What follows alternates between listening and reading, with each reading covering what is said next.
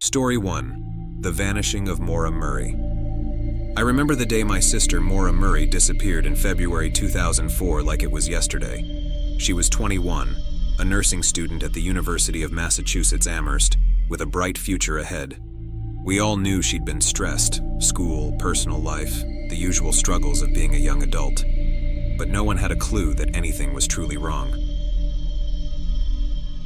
On February 9th, Maura left campus and drove her black Saturn sedan north through the mountains of New Hampshire. She hadn't told anyone where she was going, and later, we learned that she'd told her professors she was leaving due to a family emergency, except there was no emergency. None of us knew she'd left, or even that she had plans to. She withdrew nearly all the cash in her bank account, stopping at an ATM to make the withdrawal, and she purchased some alcohol at a nearby liquor store. From there, Maura headed north into the cold, isolated stretches of Route 112. A few hours into the drive, she skidded off the road near Woodsville, New Hampshire. Witnesses called the police after seeing her car crashed into a snowbank.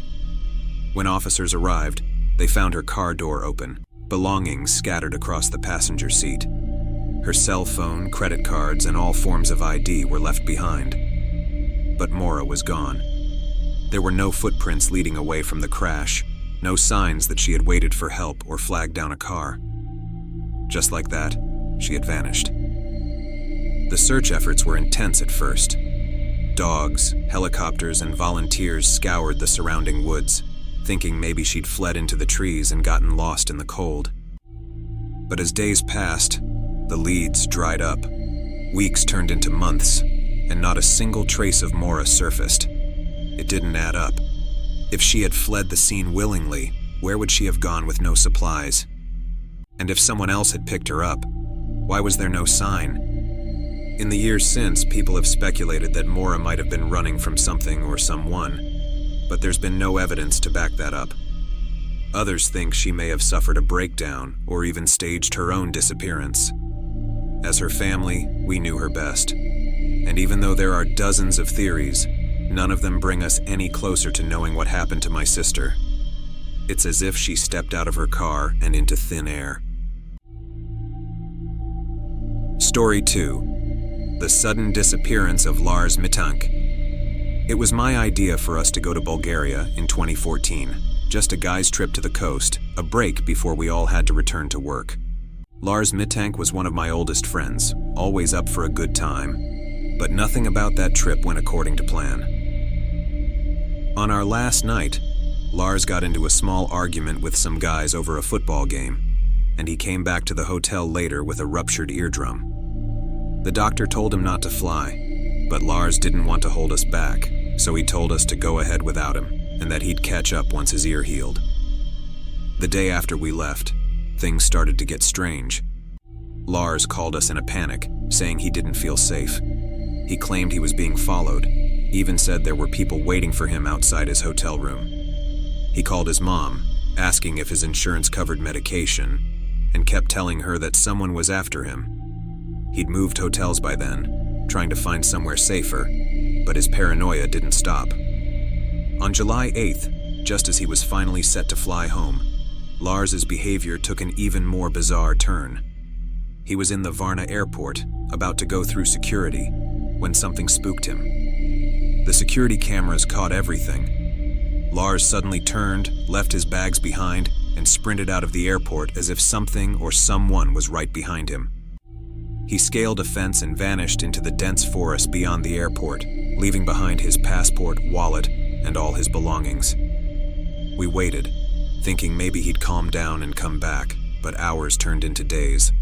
The authorities combed through the woods, even brought in search dogs, but there was no sign of him.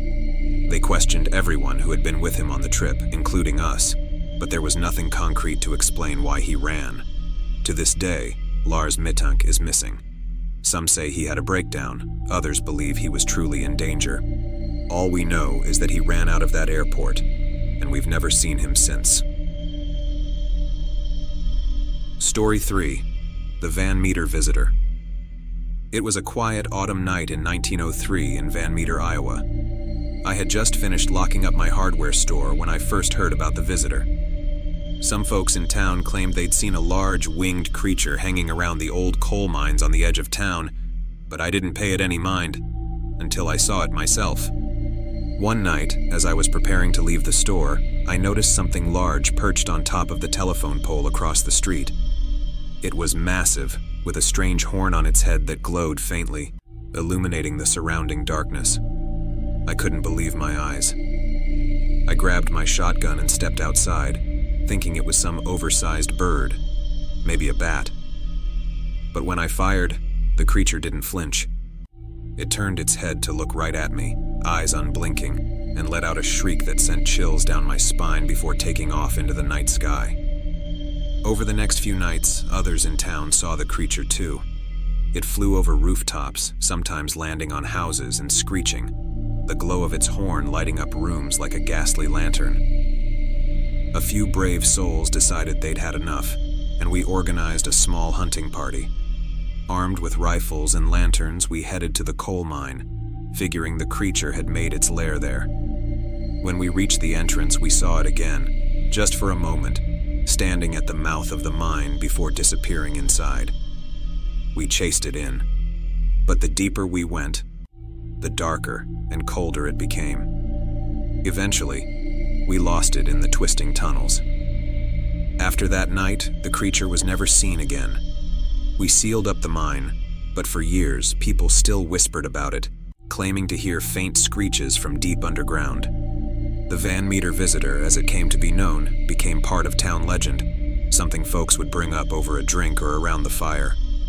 And although it's been years, I'll never forget the night I looked into its eyes and felt, for the first time in my life, truly afraid.